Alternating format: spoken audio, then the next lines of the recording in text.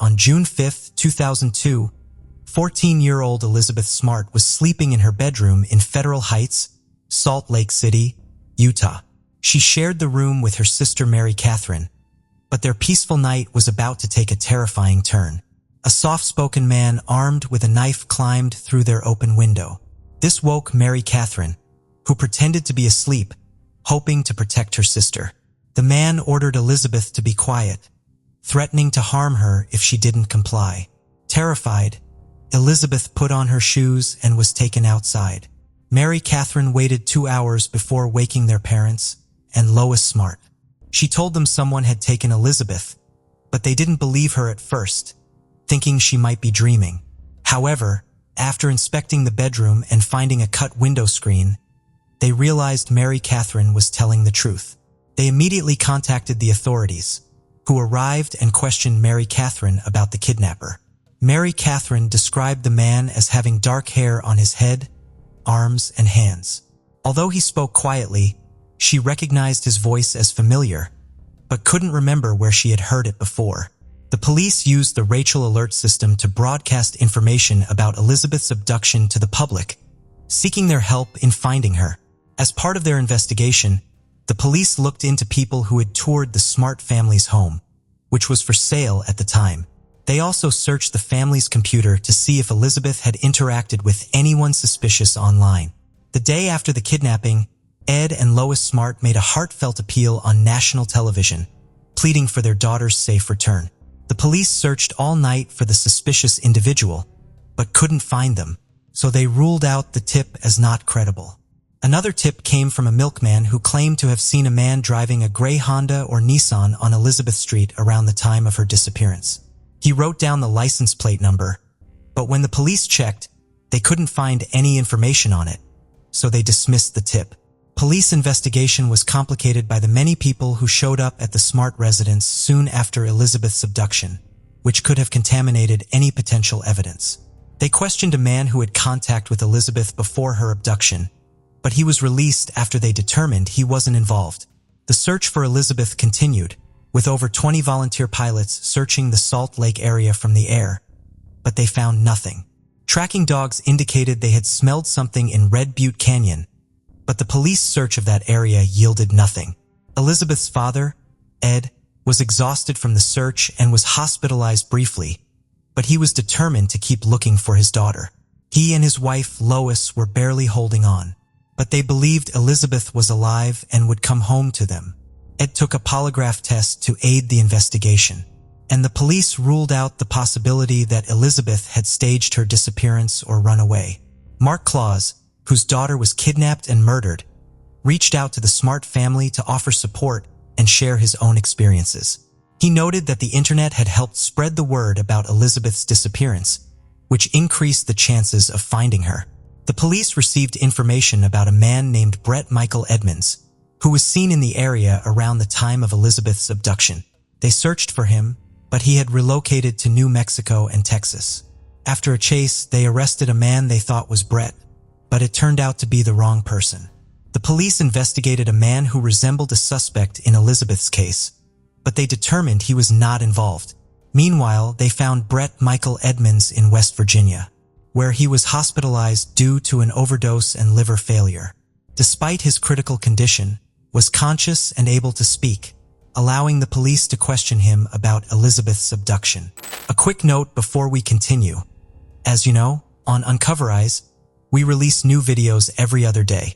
Many of you have reached out expressing a desire for daily content, so we've launched a new channel, also focused on real-life crime stories, called Secret Crime Mysteries. On the days we don't post videos on Uncover Eyes, we'll be uploading them on Secret Crime Mysteries. This means if you're looking for daily doses of astonishing real-life crime cases, don't hesitate to subscribe. Without further ado, let's dive into today's case. After interviewing him, the police cleared Brett as a suspect. The police then shifted their attention to Richard Albert Ritchie, a 48-year-old man who had worked at Ed Smart's home for 2 months the previous year. Ed Smart had hired Richard and even gave him a 1990 Jeep Cherokee in exchange for his labor, unaware that Richard had a long history of criminal offenses, including burglary, robbery, and attempted murder. Richard Ritchie denied any involvement in Elizabeth's abduction and claimed to have cooperated fully with the police, providing DNA samples and sitting through 26 hours of interviews. Despite an exhaustive search of his home, the police found no evidence linking him to the abduction. As the search for Elizabeth continued, the Smart family received a promising lead when a witness reported seeing a girl matching Elizabeth's description in Nebraska. However, after investigating the report, the police found no connection to Elizabeth's case. The Smart family remained hopeful but cautious, determined to find their daughter while acknowledging the possibility of false leads. They kept an open mind, knowing that every lead, no matter how promising, had to be thoroughly investigated before they could finally be reunited with Elizabeth. Richard Ritchie was accused of burglary, a second-degree felony, and theft, a Class A misdemeanor, for stealing items from a house in Federal Heights on April 4, 2001. He was also charged with theft, a third-degree felony, for stealing jewelry and a perfume bottle, worth $3,500 from the Smart house on June 6, 2001. However, these stolen items were not related to the investigation into Elizabeth Smart's kidnapping. Salt Lake District Attorney David Yoakum announced the charges in a press conference. When Ed Smart confronted Richard Ritchie about the Smart house theft, Ritchie denied it and was subsequently fired. Unfortunately, the police investigation into Elizabeth's abduction suffered a setback in August 2002 when Richard Ritchie, their prime suspect, died from a brainstem injury that caused hemorrhaging. As Ritchie's condition worsened, he lost the ability to communicate or breathe on his own. His family eventually decided to remove him from life support to prevent further suffering. Although Ritchie's death presented a significant challenge to the investigation, the authorities continued their efforts to find Elizabeth Smart's abductor. The investigation into Elizabeth Smart's kidnapping was hindered when the prime suspect was ruled out, causing doubts about the viability of other leads. Around the same time, in August 2002, an 11-year-old girl was brutally attacked and sexually assaulted in her own bedroom. The severity of her injuries was shocking, with every bone in the middle of her face broken. She required surgery, but remained in critical condition. The police arrested a close friend of her father, Javier Sickler, and charged him with burglary, assault, and attempted murder. Sickler claimed to have knocked on the front door of the victim's home, but said he blacked out afterward. Despite initial similarities with Elizabeth Smart's abduction, the police investigated and determined that Javier Sickler was not involved in her kidnapping. As the months passed with no sign of Elizabeth Smart, the police investigating her abduction turned to unorthodox methods to find her. One approach involved consulting psychics who claimed to possess extrasensory perception that could provide clues about her whereabouts.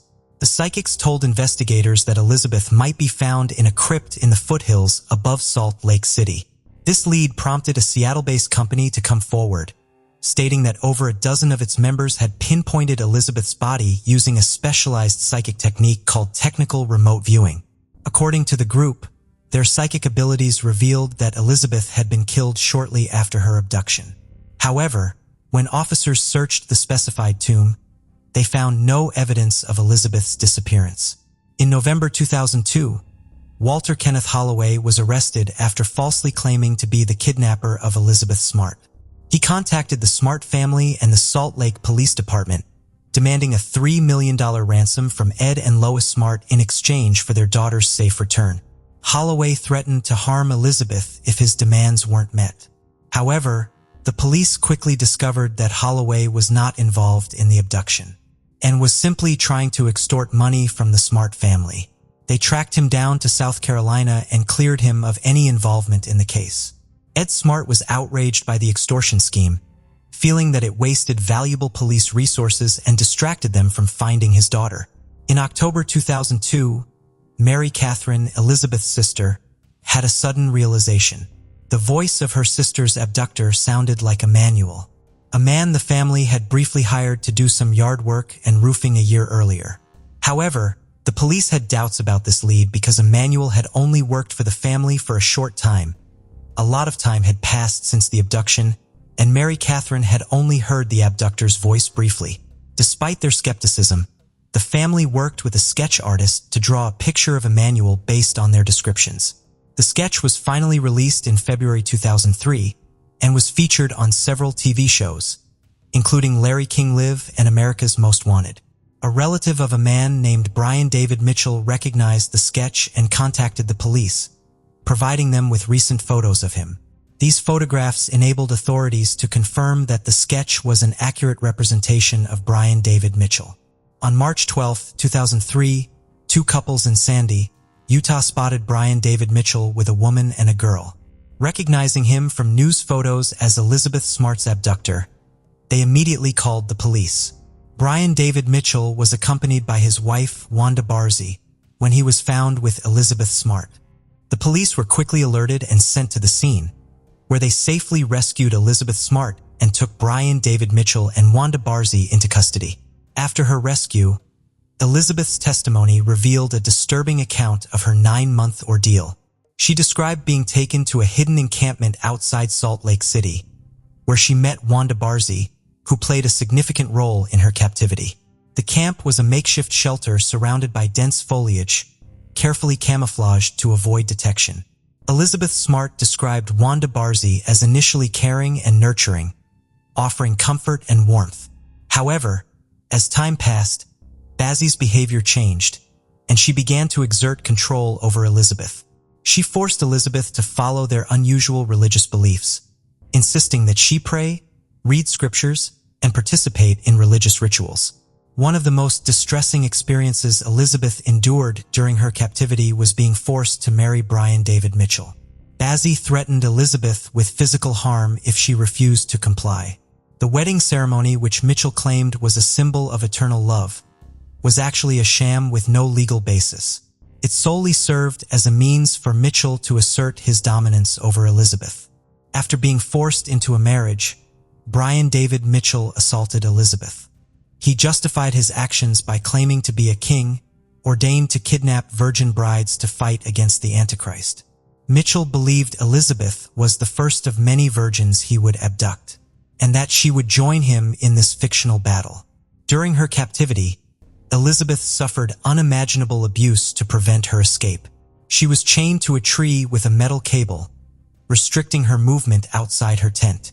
This constant confinement made her feel trapped and helpless, unable to seek freedom. In addition to physical restraint, Elizabeth was also subjected to psychological manipulation.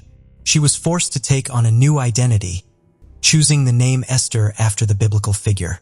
This name change symbolized the loss of her own identity and the control exerted over her by Mitchell and his accomplice, Wanda Barzee. Elizabeth suffered severe trauma during her captivity, particularly due to the frequent and repeated sexual assaults by Brian David Mitchell, which occurred multiple times a day. This abuse left her deeply traumatized and fearful. In addition to the sexual abuse, Elizabeth was forced to look at explicit materials, which further worsened her trauma and feelings of degradation.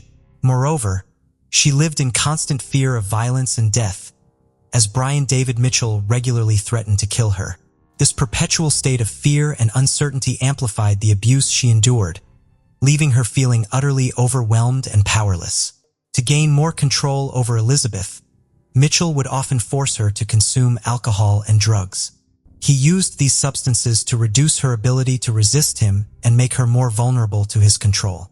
As a result, Elizabeth was frequently disoriented and helpless, making it easier for her abusers to commit their atrocious acts. After a lengthy legal process, Wanda Barzee admitted to her role in Elizabeth's kidnapping and was sentenced to 15 years in both state and federal prison, with the sentences to be served concurrently. In 2016, her federal sentence was terminated, and she was transferred from a Texas prison to a Utah prison to begin serving her state sentence. When Wanda Barzee was set to be released in September 2018, Elizabeth Smart, who had become a child safety advocate, strongly objected to her release.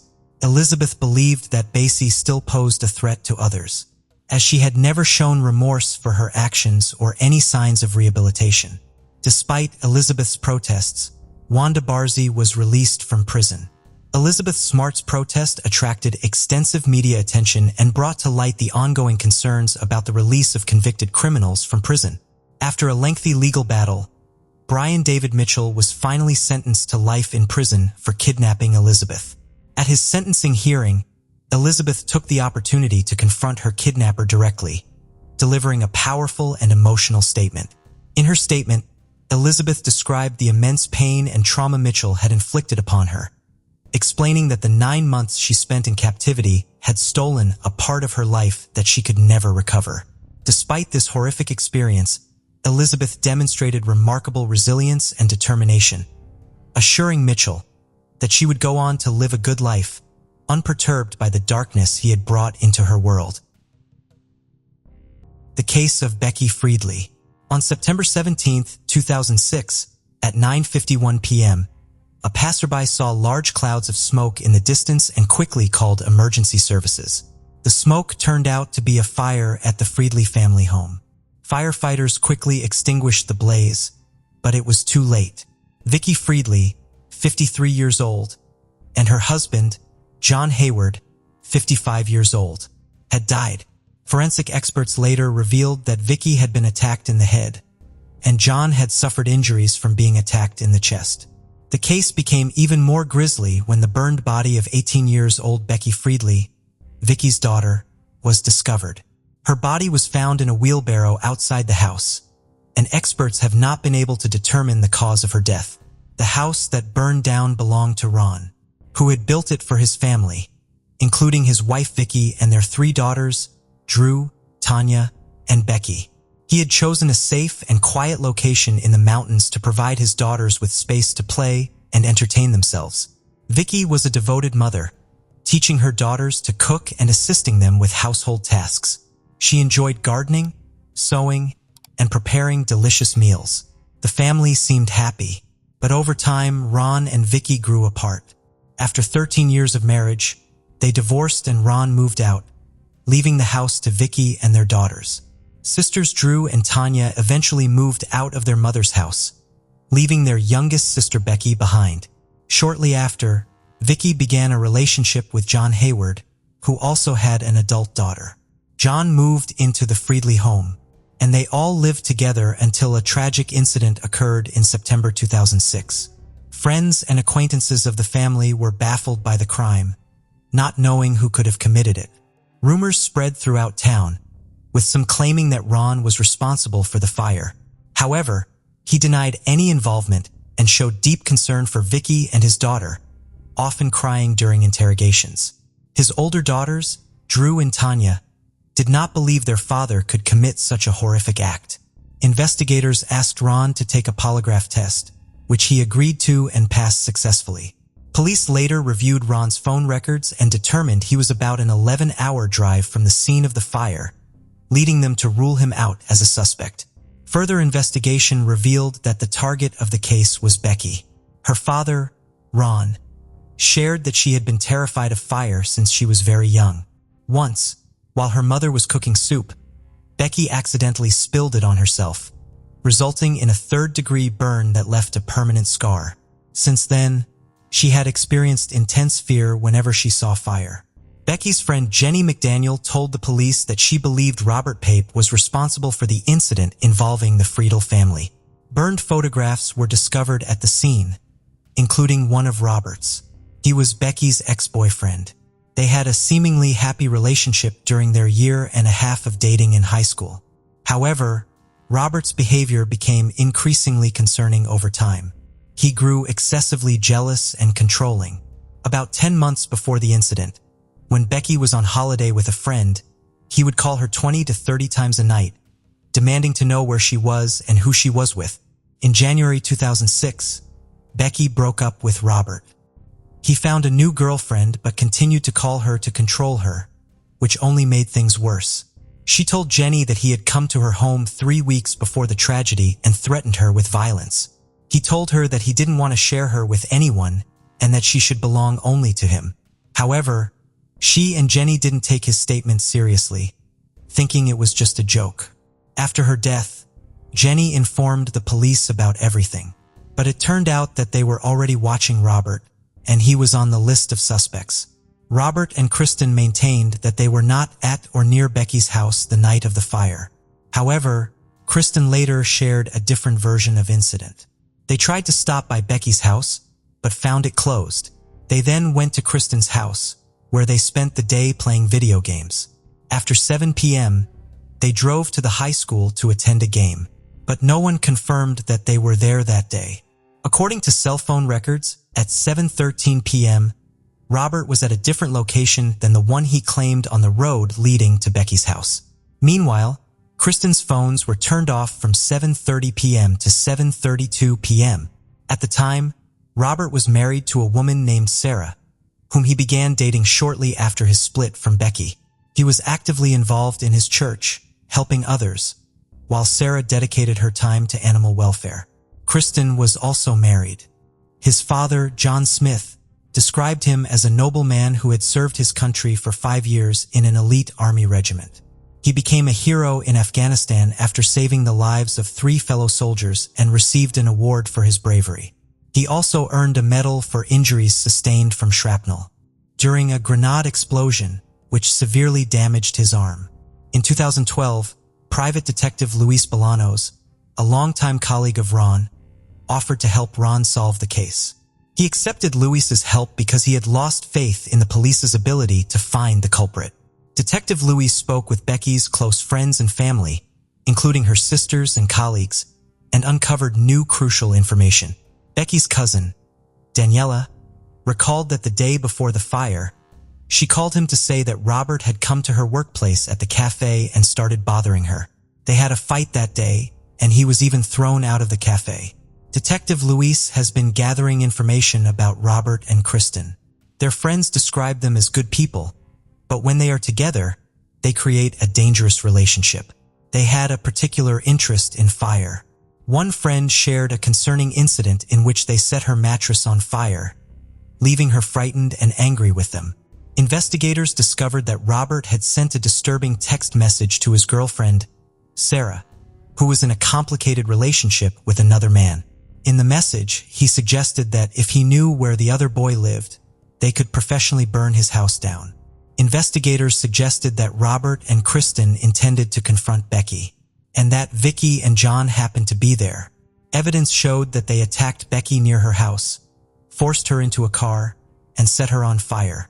Police found a business card with Kristen's DNA at the location where Becky was discovered. Inside the house, they attacked and killed Vicky along with John.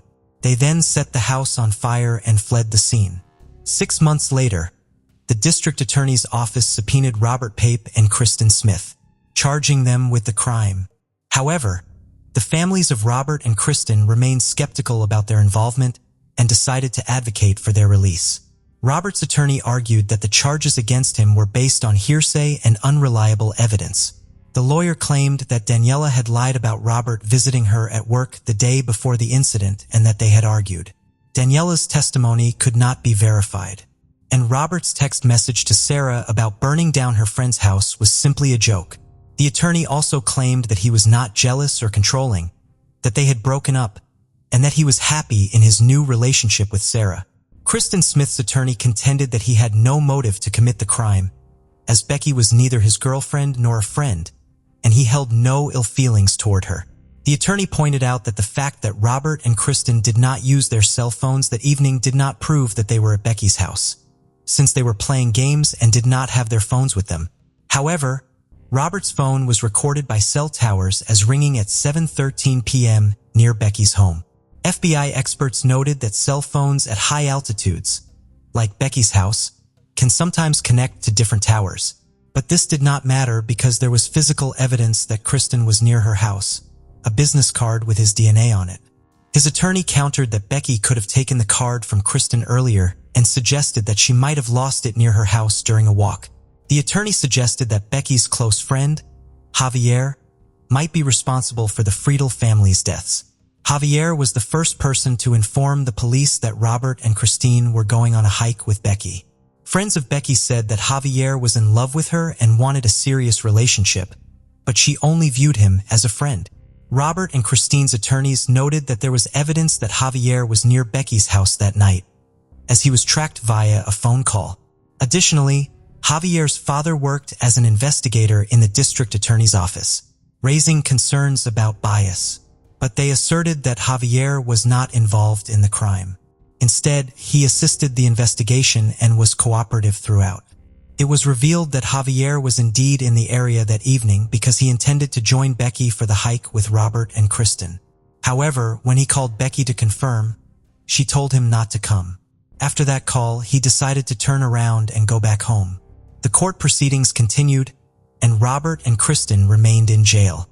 Kristen's father visited him every Saturday. Soon, Kristen became a father, but missed the birth of his daughter, Zoe. Meanwhile, a new prosecutor took over the case and urgently called for the charges against Robert and Kristen to be dropped. Just 2 hours later, they were released. Robert was greeted by his family, including his parents and wife, Sarah. A year later, by the end of 2015, Robert and Sarah divorced. In June 2016, both Robert and Kristen were arrested again for the triple murder and arson of the Freedley house. This arrest was based on a witness who claimed that Kristen had confessed to him about the crime. Years later, in January 2018, forensic experts used modern technology to match fingerprints that had not been available in 2006. The trial for the case began in April 2018, where Robert and Kristen pleaded not guilty. The court proceedings lasted about a month, and the jury deliberated for 10 days before reaching a verdict. On August 10, 2018, nearly 12 years after the Freedley family was killed, Robert Pape and Kristen Smith were found guilty of a premeditated crime, and both received life sentences without the possibility of parole. Min Lin and his wife Yoon Lin, known as Lily, were doting parents, loving partners, and a hard-working couple. The pair had met in Sydney after migrating from China as students. They soon married and had 3 children, 2 sons, 12-year-old Henry and 9-year-old Terry, and an older daughter Brenda, who was 15. Brenda described her mother and father as very loving, attentive, and extremely hardworking, giving everything they could to their children. 12-year-old Henry loved sports, was a keen badminton player, and was very popular and outgoing. The youngest of the family, Terry, adored his older siblings and used to follow Brenda around everywhere. The Lin family were very close, and the siblings shared a particularly tight bond. Min and Lily worked hard to give their 3 children the best life and education they possibly could. Min set up the Epping Central News Agency in 2002, which became a fast-growing and lucrative business, turning over more than $1 million a year. The news agency was always bustling and busy, and the Lin family quickly became very well known and respected within the local community. The family lived on Boundary Road, in a nice suburb of North Epping. Lily's sister Irene also moved into Boundary Road with them. Irene worked part-time at the news agency to help Min and Lily. Min had bought his parents, Yang Fei Lin and Fei Ching Su, a new home about a 30-minute drive away from them. Min and Lily also lived a short walk away from Min's sister Kathy, her husband, Lien Binzi, known as Robert, who was previously an ear, nose, and throat specialist in China, and their son. Both Robert and Kathy migrated to Australia in 2002. On Friday, the 17th of July, the Lin family went to Min and Kathy's parents' house for dinner. This was a regular weekly gathering, and everyone apart from Brenda was there as she was away on a school excursion. Henry's grandmother asked him to stay over that night. However, he declined due to having plans with his uncle Robert the following day to play badminton. Min left his parents' home at around 9 p.m. to deliver some newspapers for the following morning. Eventually, the whole family headed back to their home on Boundary Road. Early the following day, chatter amongst locals started. Min's news agency was unusually closed, and the newspapers had mounted up outside the store without being taken in. It was a busy Saturday morning, and Min not opening his agency without any warning was a cause for concern. Min's sister Kathy received a phone call from a worried customer asking what was going on. Following this, Kathy and her husband Robert headed straight over to the Lin family home, less than a 5-minute walk away. At around 9 a.m., they reached the house and found the door was unlocked. Downstairs, everything appeared as expected. Nothing was disturbed, but the house was eerily silent, and no one was responding to Kathy and Robert's heading up to the second floor. However, it was a very different story. They were met with a terrifying sight. In the master bedroom lay Lily's body. She had been bludgeoned to death and the room was full of blood. Upon making their way through the rest of the upstairs floor, each room had an equally horrifying scene. Irene's body was found in her room, slumped against her bed. Min and Lily's two young sons, Henry and Terry, were also found dead in their bedroom across the corridor. Blood completely covered the walls, floors, and ceilings in each room, and the crime scene and the murders would go down as one of the most brutal in Australian history. Min Lin, however, was nowhere to be found. Kathy dialed 000 for an ambulance. Towards the end of the call, a hysterical Kathy could be heard pleading with her husband, Robert, begging him not to leave her alone in the house. She was heard saying in Cantonese, "I am more scared than you are." But Robert insisted he had to go and pick up hers and her brother's parents, leaving a frantic Kathy in the house alone. Police and paramedics arrived on scene and were met with Kathy at the front door, screaming for help. Min was still unaccounted for, but on Kathy's advice, the police did a further search of the master bedroom and looked under the duvet. It was here that they finally found Min Lin's body. He too had met the same terrible end as his family. Robert, Kathy, Yang Fei Lin, and Feng Qingzhu were taken to hospital to be treated for shock. A short while later, Brenda, still away on her trip, decided to log into Facebook to catch up with things back home. Tragically, she learned what had happened to her family shortly after signing in. People began messaging her asking if she was okay and sending her articles that showed pictures of her house. At first, she thought they were all playing some sort of sick joke, but her school arranged for her to travel back to Sydney on the first available flight. After landing, she was met with Kathy and police officers, who confirmed the horrific news. The last time Brenda had seen her family was when her father dropped her off a few days prior to begin her school excursion. Not wanting to draw attention to anything in front of her friends, she and her father awkwardly said goodbye and parted ways. Brenda said, "To this day, my biggest regret was not hugging and telling him I loved him."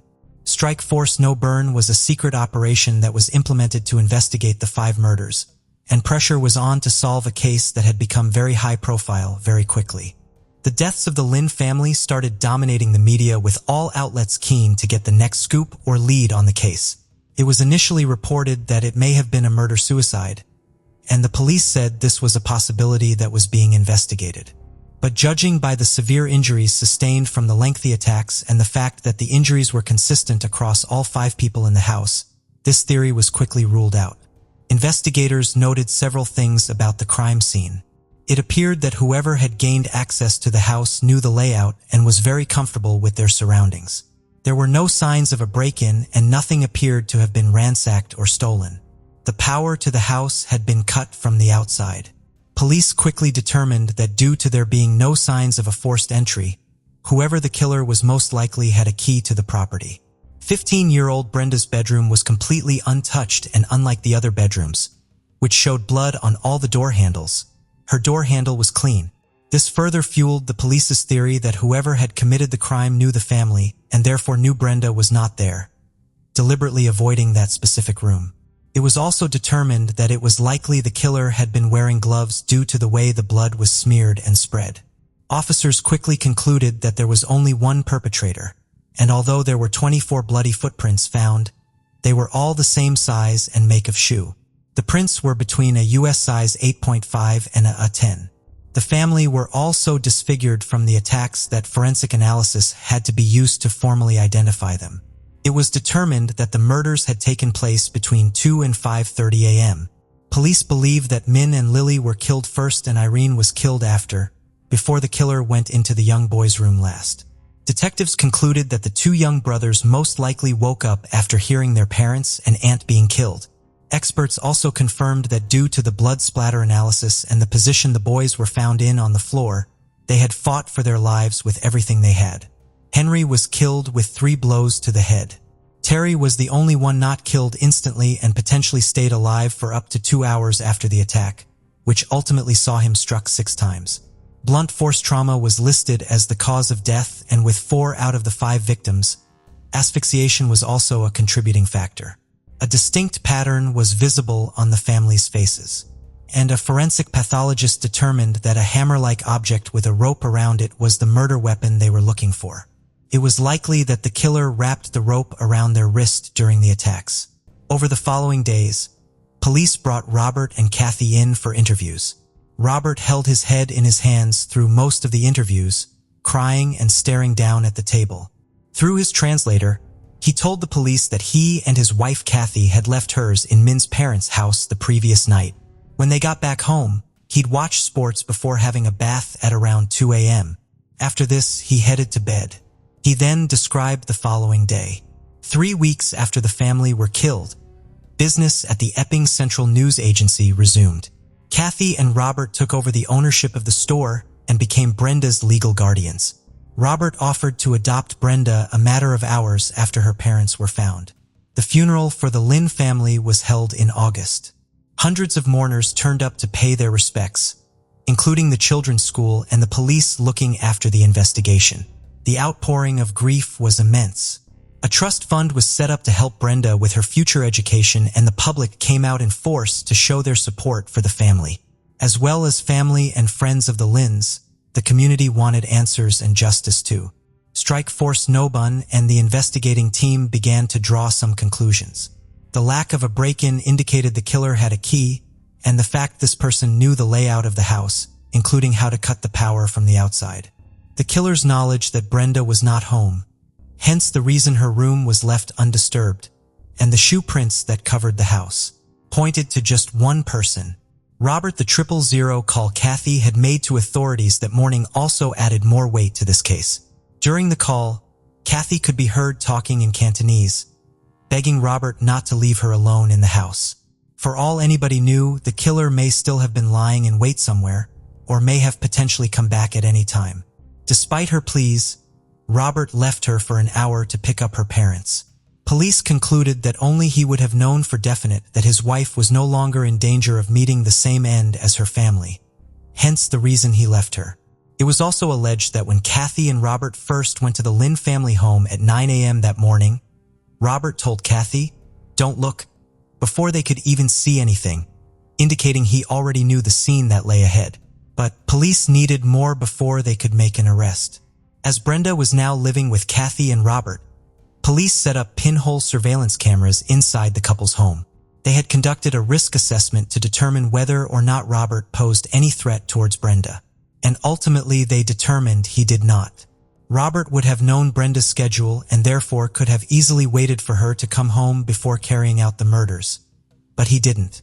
Further analysis of the Lynn's house found that the bloody shoe prints at the scene were from a make of a 6 trainer, the same trainers that Robert could be seen wearing in old photographs.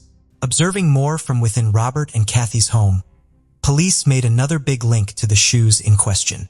Robert was seen on one of the cameras talking to Kathy at the dining table. Whilst talking, he could be seen cutting a box into small pieces. He then soaked the pieces in a bucket before flushing them down the toilet. The box was an A6 trainer's shoe box, and the shoes in question were found out to be a men's US 9.5. Robert also made a curious phone call to a detective. He phoned to clarify something he may have said back when the Lynn family were discovered. He said he may have told a police officer at the scene that there were 5 bodies inside the house, but he claimed what he meant to say was that there were 4 or 5 bodies and that he was phoning to clear this statement up. This only added more to the police's case. Although Min was the last to be found inside the house, police believed it was obvious that Robert knew exactly where he was and had slipped up when he said 5 bodies, during a time when the 5th victim couldn't be accounted for. It wasn't long before police began a thorough search of Robert and Kathy's home and seized Robert's car. The couple had both confirmed in previous interviews that on the morning the family were discovered, they had both been up early. Robert told the police he had spent the morning in his garage. Knowing this, police were keen to search that particular space. During the search of the garage, a stain was found on the floor, and this was labeled up as stain number 91. Experts believe this was a transfer stain and it contained a mixture of DNA. It was quickly sent away for testing. After the results came back, it was concluded that stain 91 contained DNA from 4 out of the 5 victims. It matched 9-year-old Terry with a 1 in 50 quadrillion chance of the DNA belonging to anyone else. Following this huge discovery, At 9 a.m. on May 5, 2011, Robert Z. was arrested for the murder of his extended family. He applied for bail, but this was denied. Although Kathy had confirmed Robert's alibi for that night, saying he didn't leave their bed, it is believed that Robert sedated her before leaving early that morning, sometime after 2 a.m. He then headed over to the Lynn's house with a key that had been cut. It was also concluded that Robert killed each member of the family in the order in which they presented a threat for resistance or detention. It is thought that the two boys and Irene were collateral damage or secondary victims who may have woken up when Min and Lily were being killed. Police phoned Brenda's school, and she was quickly pulled into the principal's office and told the news about her uncle's arrest. Brenda's principal, Susan, said she herself had become suspicious of Robert when she witnessed him reducing Brenda to tears in the schoolyard. She said he was so physically close to her, speaking loudly, rapidly in Chinese. Brenda with her head down, tears falling down. It was clear that he was trying to get her to agree to something. I told my husband, I think I've just spent all day with a murderer. I just got a gut feeling he was dangerous, and I was very worried for Brenda's safety. Susan was so concerned that she eventually persuaded Brenda to obtain a lawyer. Brenda's lawyer soon began to suspect Robert as well. At this time, Brenda did not think it was possible that her uncle could have ever been involved. For a lot of people, the motive remained unclear. It was initially thought that Robert's motive stemmed from nothing more than jealousy and greed. Since coming to Sydney, he had been virtually unemployed after a restaurant venture he had failed. Police also found no evidence to suggest that he was actually an ear, nose, and throat specialist back in China. His brother-in-law Min was a successful businessman by this point, and police believed that Robert's jealousy of Min consumed him. Robert believed he was entitled to respect and admiration from his extended family, but felt he was denied it because of the attention given to Min. In December 2012, Robert was committed to stand trial. Some of the DNA evidence was still in the process of being tested, and the trial was delayed and pushed back. But in May 2014, the trial of Robert Z. began. He pled not guilty. Since July 2011, Robert had been sharing details with a fellow inmate who subsequently reported this back to police. The informant took the stand to testify against Robert in exchange for a reduced sentence. The inmate, known as Witness A, said that Robert had told him he had bought a hammer, which was the murder weapon, from a $2 shop, as he knew the CCTV cameras in the shop were fake. He also alleged that Robert had said he'd planned to steal a dead man's DNA from a funeral home and plant it on the murder weapon. Witness A said Robert told him that on the night of the murder, he had sedated Kathy before leaving the house. Despite Witness A pushing Robert to find out where the murder weapon was, to this day it has never been located. It is thought that on the morning Robert drove to pick up Yang Fei Lin and Feng Qingzhu, he took the murder weapon with him and disposed of it along the way. Robert's defense team stated that it would have been impossible for one person to commit all 5 murders and escape unharmed. They also argued that Robert was not the only person living in Australia that wore size 9.5 Asics trainers. They stated that there was potentially 3 different sets of shoe prints at the crime scene, not just one. During the trial, Brenda, who was faced with all of the evidence against her uncle, said she finally had to accept the reality of what he had done to her family. Brenda's identity was kept hidden during the trials. She spoke to her lawyer and gave him evidence that added even more to an already shocking story. She told her lawyer and later the New South Wales Supreme Court that Robert had sexually assaulted her on a number of occasions before the murders. After she moved in with him and Kathy, the assaults began to escalate. The Lynn family estate, which likely would have gone to Brenda, was now being controlled by Robert and Kathy, and Robert evicted Min and Kathy's parents from the home that Min had bought for them. This added more weight to the theory that he was so fixated with Brenda. He did everything in his power to make sure she would be left with no choice but to move in with him and Kathy. While observing the family through pinhole cameras, police did observe Robert touching Brenda in what they called an uncomfortable way. But police said the touching they observed didn't amount to molestation. Brenda's grandfather Yang Fei Lin told the court that he had seen Robert staring into Brenda's bedroom during the early hours one morning. The juries in all of the trials knew Brenda's evidence, but journalists could not publish anything that identified her. She was referred to as Miss AB. After Brenda told the courtroom about the abuse she had suffered, She said that her Aunt Kathy began sending Brenda messages, proclaiming that Robert had been framed by the police and that everyone had it all wrong. Brenda spoke of how disappointed she was in Kathy's reaction. After the accounts of sexual abuse were brought to light in the courtroom, Justice Johnson declared a mistrial. A new trial had to be set for August 2014. On the first day of the second trial, the prosecution presented a new theory behind Robert's motive. As well as his jealousy of Min, he evidently had a disturbing sexual obsession with Min's daughter Brenda. But unfortunately, not long into the second trial, Justice Peter Johnson fell ill, and the trial again was postponed. 6 months later, in February 2015, Robert's third trial began. Justice Elizabeth Fullerton was now presiding, and the trial went on to last for 10 months.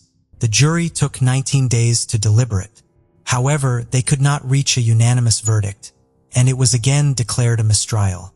Justice Fullerton granted Robert bail while he awaited his next trial. After almost 5 years behind bars without a conviction, he was fitted with an electronic monitor and allowed back home. In June 2016, the fourth and what would be the final trial began. With Justice Fullerton still presiding, and 8 months later, in February 2017, the jury had reached their verdict.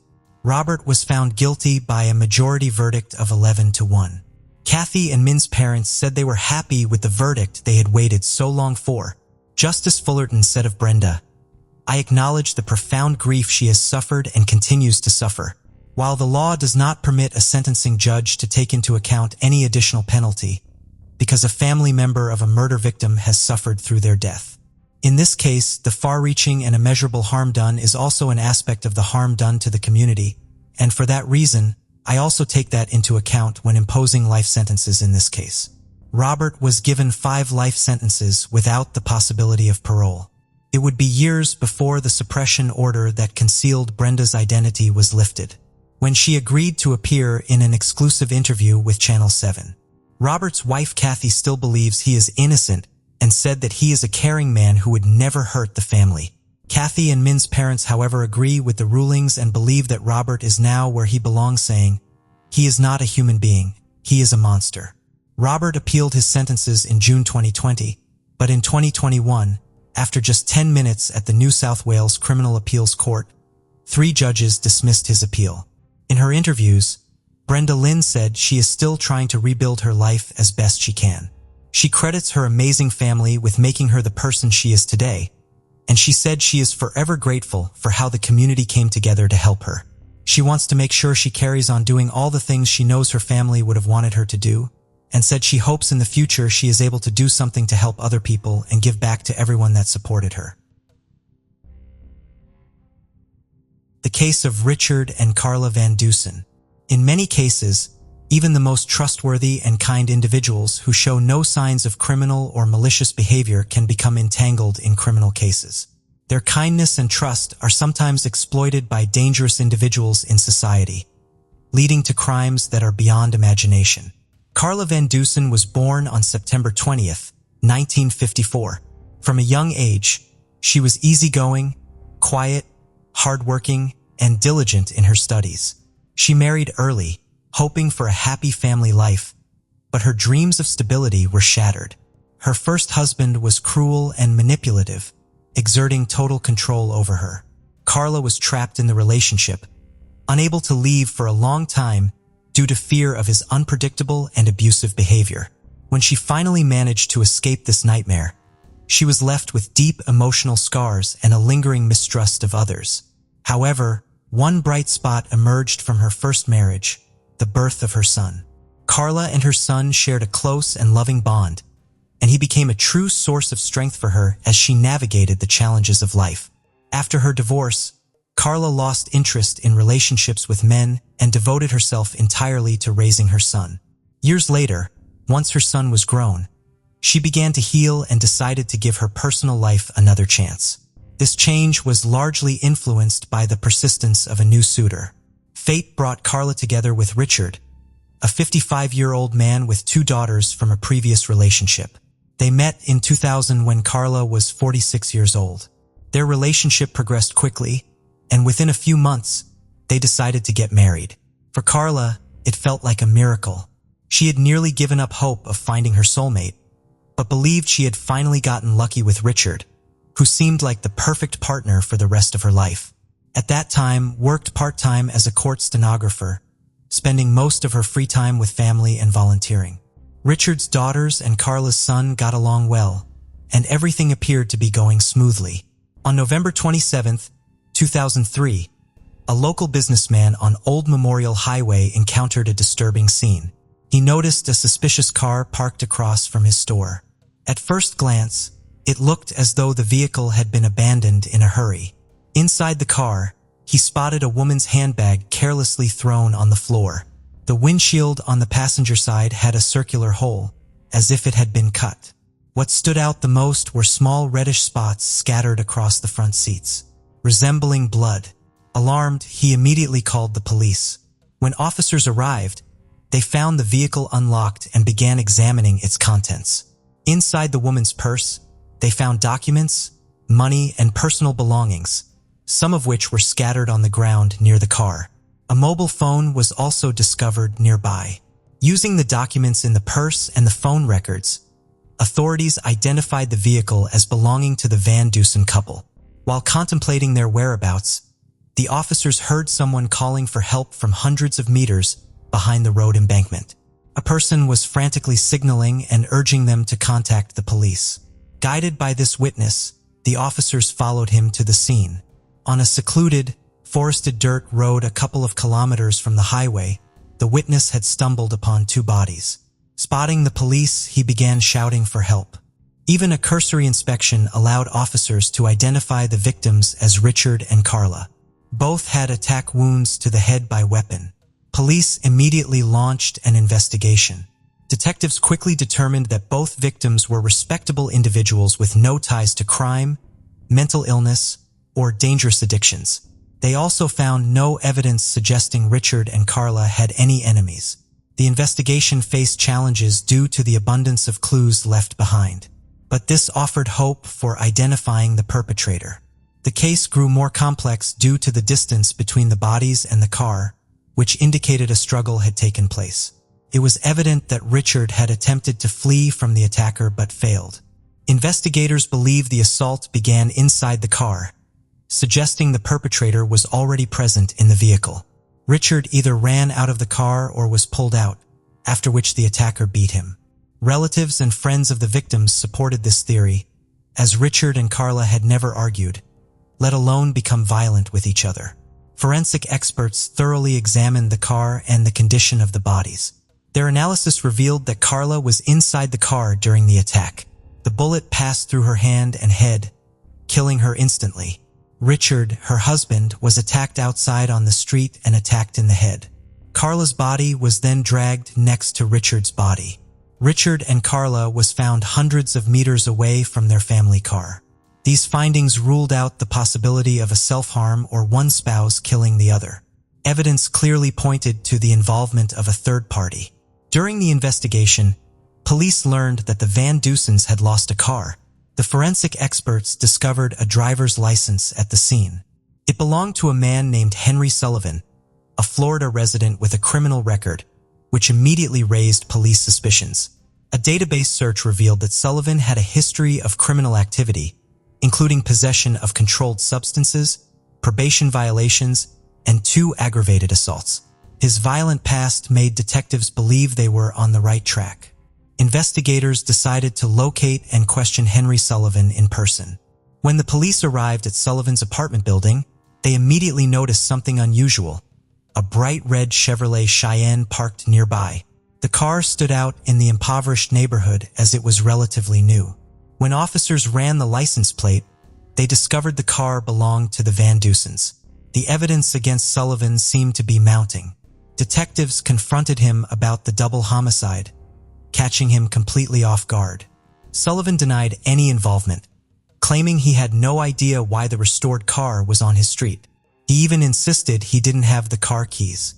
However, he couldn't explain how his driver's license was found just meters away from the murder victims. The investigators were unsure if he was truly the killer. There seemed to be no clear motive for the crime. Carla and Richard were kind, hardworking people with no known enemies. Richard worked as a sales manager for a copier company and spent his free time restoring old cars, which he would sell before starting new projects. Carla worked as a stenographer and was deeply involved in her community. She sang in the church choir, volunteered at hospitals, and even dressed as a clown to entertain sick and injured children. Both were well-liked and respected in their city. Neither had ever been involved in violence or cruelty. The reason for such a brutal attack on these decent people remained a mystery. Sullivan claimed his license might have been stolen, explaining that he was often forgetful and had lost his expired license. When the police examined the document, they found no fingerprints on it, as if it had been deliberately cleaned. This was unusual because if Sullivan had dropped it accidentally, his fingerprints should have been present. This raised the possibility that someone had stolen Sullivan's license and planted it at the scene to frame him. The fingerprint analysis posed significant challenges. Forensic experts thoroughly searched the car, focusing on areas such as the door handles, back seat, and seat belts, but they found almost no traces of evidence. It appeared that the crime scene had been meticulously cleaned, leaving little to no clues behind. Initially, it seemed as though the killer had left no evidence at all. However, police discovered the bullet that killed Carla from a 9mm pistol. Coincidentally, Sullivan owned 2 weapons of this caliber. While one of them was inoperable, the other could have been the murder weapon. Forensic scientists examined the functional weapon in the lab, which Sullivan voluntarily handed over, claiming it would prove his innocence. A ballistic analysis was conducted to compare the bullets from Sullivan's weapon with the one recovered at the crime scene. After tests of the confiscated weapon, experts concluded that it did not match the murder weapon.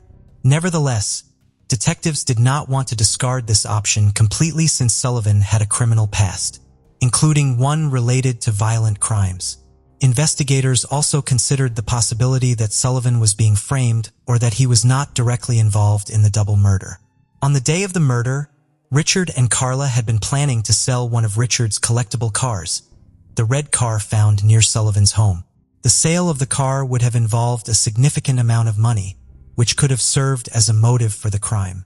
Forensic experts then turned their attention to analyzing blood droplets found at the scene, hoping to identify the killer's DNA. Their analysis confirmed that Carla had died inside the car. Inside the vehicle, only Carla's blood was discovered, while outside, only Richard's DNA was present. This information helped clarify the sequence of events. Initially, no evidence of a third party was found in the collected samples. However, when forensic experts examined blood traces from the car's steering wheel, they determined that the blood belonged to a third person. This revealed that someone else had taken control of the vehicle and driven it. Investigators speculated that the perpetrator might have injured his hand during a struggle or while cutting the seatbelt, leaving his blood on the steering wheel and he without realizing it.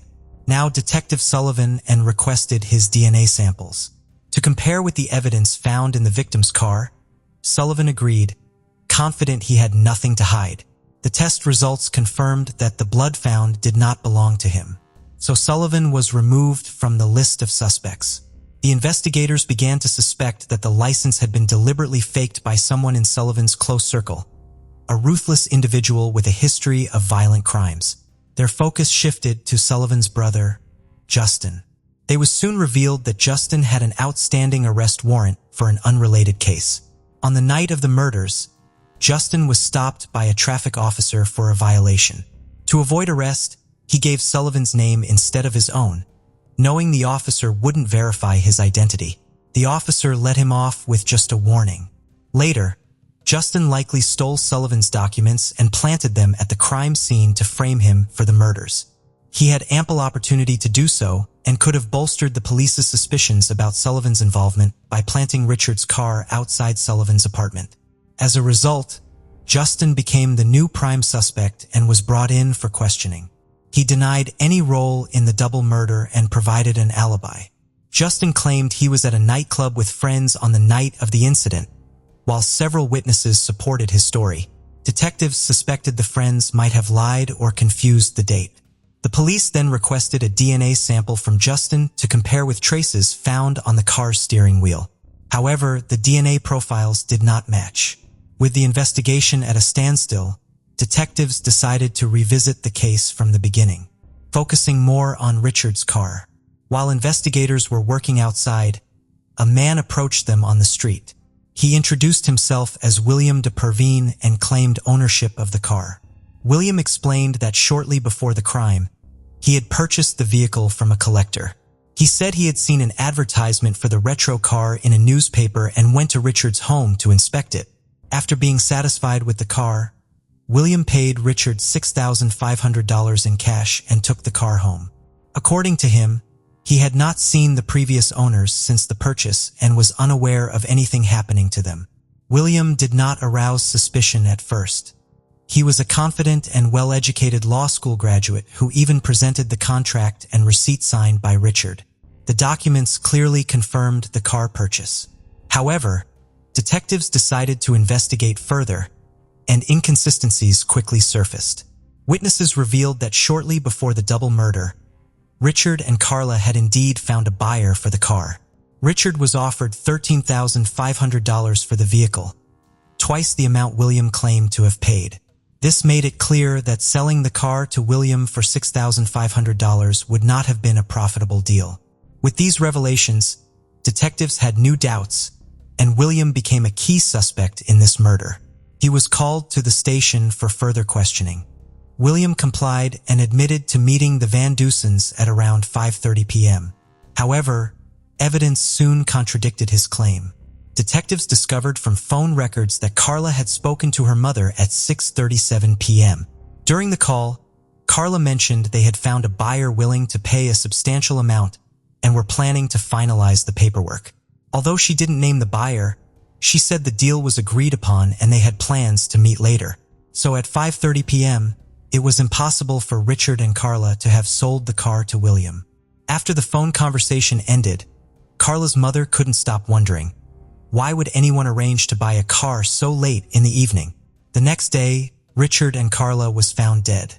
Carla's mother was tormented by the thought that she might have been able to save her daughter. She was convinced the crime was connected to the car. When William was informed of this details, he appeared confused but stuck to his original account. He denied being the person Richard and Carla was supposed to meet that evening. This created a major inconsistency in his story since the timelines didn't match. Of course, the Van Dusens could not have sold the same car twice. Investigators later found that the psychological profile of William matched the description of the person who killed Richard and Carla. They also discovered that William had a history of violent crimes. At the time of the double murder, he was out on parole after serving 9 years for assault with a weapon. This criminal background further heightened the detective's suspicions about his involvement. The contract and receipt for the car sale were examined, and an expert confirmed that Richard's signature had been forged. Following this, William was asked to provide a DNA sample for analysis. However, he unexpectedly refused and invoked his rights without providing any explanation. At that point, the investigators did not have enough legal justification to forcefully obtain a DNA sample from the potential perpetrator. As a result, the detectives decided to pursue an alternative approach. That same day, a special team was assembled to monitor William's movements in hopes of finding an opportunity to collect the required DNA evidence. William was placed under 24/7 surveillance, and the police tracked his every move. This was challenging because he avoided public places like shopping centers and cafes, where it would have been easier to leave traces. His cautious behavior made the surveillance team's work even more difficult, as they had to carefully avoid detection. Being well-versed in criminal law due to his legal education, William was familiar with law enforcement techniques. During a previous term of imprisonment, he had dedicated time to studying and enhancing his knowledge of the legal system. William's university professors described him as highly intelligent, determined, and self-confident. His every action was meticulous and deliberate, reflecting a disciplined nature that aroused further suspicion.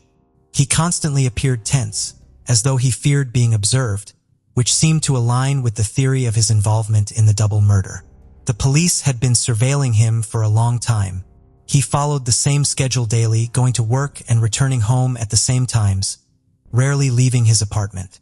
On weekends, he occasionally went to the store, but he appeared to have no friends and minimal contact with the outside world. The only social interactions he seemed to maintain were periodic meetings with his 2 daughters. His rigid routine, lack of social connections, and cautious behavior made it difficult for the authorities to collect DNA samples. After months of surveillance, detectives still lacked the crucial DNA evidence they needed. However, the suspect eventually made a critical error. During his Christmas shopping, he bought an ice cream and stopped at a shopping center food court. After finishing it, he threw the cup and stick into a trash can. Undercover officers retrieved the discarded items and secured the ice cream stick, which they sent to the lab. There, they successfully extracted a DNA sample from William. The results confirmed what investigators suspected. The genetic profile matched the blood found on Richard's car steering wheel. This proved that William was responsible for the crime. With this undeniable evidence, police arrested and charged William with 2 counts of first-degree murder. Despite substantial evidence against him, William steadfastly denied his guilt, claiming that Henry Sullivan was the true killer. During interrogation, however, his story began to shift, seemingly in an attempt to mislead the investigation. He admitted to meeting Richard and Carla the night before the murder, but claimed it was only to purchase a collector's car, after which they supposedly parted ways. Although he made slight adjustments to the timeline, his account became increasingly less credible. Despite this, William continued to insist that he did not shoot Richard and Carla, describing the car transaction as an ordinary purchase. The prosecution built its case on testimony from Carla's mother, who stated that her daughter had called her shortly before meeting William. Meanwhile, the defense lawyer argued that the genetic analysis used in the investigation had a margin of error, though it was so minimal that it did not affect the results. A second analysis was conducted, which confirmed William's involvement in the murders. Meanwhile, the defense attorney continued to focus on Sullivan, pointing out that his driver's license had been found near the crime scene. However, this line of defense ultimately failed, as no evidence, fingerprints, or other traces of Sullivan were found at the scene. The prosecutor's office presented a detailed account of the events from that tragic night. According to their findings, William met Richard and Carla and agreed to take a ride in a collectible Chevrolet Cheyenne to test its performance. He managed to lure the couple into their family car. Once there, he manipulated the situation to gain access to their vehicle. Instead of paying for the car, William pulled out a weapon and attacked Carla. Richard fled into the street, but William pursued and attacked him. After killing Richard, William cut Carla's seatbelt and dragged her body to where her husband's lay. During this process, he injured himself, leaving traces of his blood on the steering wheel. He then drove the victim's car to a store parking lot, abandoned it, and calmly returned home in the collectible Chevrolet Cheyenne. William had meticulously planned the crime, intending to frame a neighbor, Sullivan, who had a criminal record for violent offenses. Believing Sullivan's history would draw attention from the authorities, William planted Sullivan's license at the crime scene, ensuring it was wiped clean of fingerprints. However, his efforts backfired. Thanks to modern DNA evidence, William's scheme unraveled. During the trial, the prosecutor depicted the defendant as a cold and dangerous criminal who would commit double murder for just a few dollars. They described him as a serious threat to society. Despite this, the defendant adamantly claimed innocence and even requested to speak in his defense. However, the prosecutor intensified their efforts and dismantled all of his arguments. They presented extensive evidence against William, including the results of forensic examinations, DNA tests, shoe prints found near the victims' bodies, tire tracks from the red Chevrolet at the crime scene, and forged signatures on a sales contract. After deliberating for 3 hours, the jury found William DeParvin guilty of double murder. He was sentenced to death. In 2005, he was placed on death row. However, this was not the end of the case. William's lawyer filed multiple appeals and eventually identified a legal loophole. It was revealed that the death sentence had not been decided unanimously by the jury. Recent changes in Florida's criminal law required a unanimous jury vote for a death sentence to be carried out. Due to this error, a retrial was scheduled for 2022. Within weeks, the jury began deliberating the verdict. They spent time reviewing the case details. Although the prosecution recommended the death penalty, the jury failed to reach a unanimous decision. Under state law, this resulted in the death penalty being overturned. Instead, William was sentenced to 2 life terms in prison without any possibility of parole. He showed no emotion as the verdict was announced in court, while his 2 adult daughters cried. Central High School, Knoxville, Tennessee. The football stadium lights up and the energy is high as everyone turns up to support their home team, the Bobcats. The marching band and cheerleaders keep the entertainment going and the energy up for the crowd. Some say the school revolves around football and the community spirit is always strong when the team plays. In the autumn of 2014, there was a new cheerleader on the team. 14-year-old Emma Walker was the only freshman to make the team that year. Described as passionate, spirited and fun with an infectious smile, Emma threw herself into cheerleading and took it very seriously. She adored being in that environment. She was kind, caring and high-achieving with hopes of one day becoming a neonatal nurse, caring for sick or premature newborn babies. One evening while Emma was cheering, she caught the attention of Central High's wide receiver, William Riley Gall, known as Riley. He spotted her from the sidelines and the attraction between the pair was instant. Riley, 2 years her senior, was also a top-performing and popular student. He was a member of the community church, loved video games, and his friends said he was a bit of a joker and not at all the stereotypical jock type. At the time, was already in a relationship, but he soon broke it off to begin dating Emma. The football star and cheerleader became the quintessential popular high school couple. Riley clicked with Emma's family. Her parents said he was like the boy next door, polite, well-mannered, and likable. But their attitude quickly changed when they found out that Riley was keeping his promise to take his ex-girlfriend to the junior year prom. And then he was taking Emma to the senior year prom. This didn't sit well with Emma's parents, and they were concerned that his priorities didn't lie with their daughter. But Emma wasn't concerned. Her social media account was often flooded with pictures of the young couple. The pair would upload loving photos and silly selfies. Emma's friends, however, said they didn't find it easy to get to know Riley, but thought this was down to him being shy and more reserved. But as time passed, friends of Emma said they stopped justifying his behavior and started to find it a bit more concerning. Many of Emma's friends said it became obvious that Riley didn't want Emma engaging with anyone that wasn't him. He became controlling, possessive, and jealous. Emma's friends voiced their concerns, but Emma brushed it off and told them they didn't need to worry. Emma's parents took away her phone in a bid to stop the toxicity, but Riley gave Emma an iPod Touch, so she was able to secretly text him through the Wi-Fi without her parents suspecting anything. For the next 2 years, Emma and Riley would be on and off numerous times, and relationship was becoming more toxic and tumultuous. Each breakup was more dramatic than the last, and the young pair would frequently get into nasty arguments. Riley would send message after message and call her constantly. He was always bombarding her, waiting outside her work for hours until she finished. He once said to her, "You're dead to me. I'll check the obituary." But for every nasty message, it would soon be followed by an apology. "I'm sorry for however I act. I love you more than words can describe," he would say.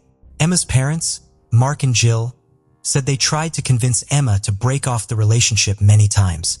Jill said he had a way of isolating her and making her think that he was the only one. The more they told Emma to break it off, the more they all butted heads. By the autumn of 2016, to everyone's unease, and Riley's relationship was still the same.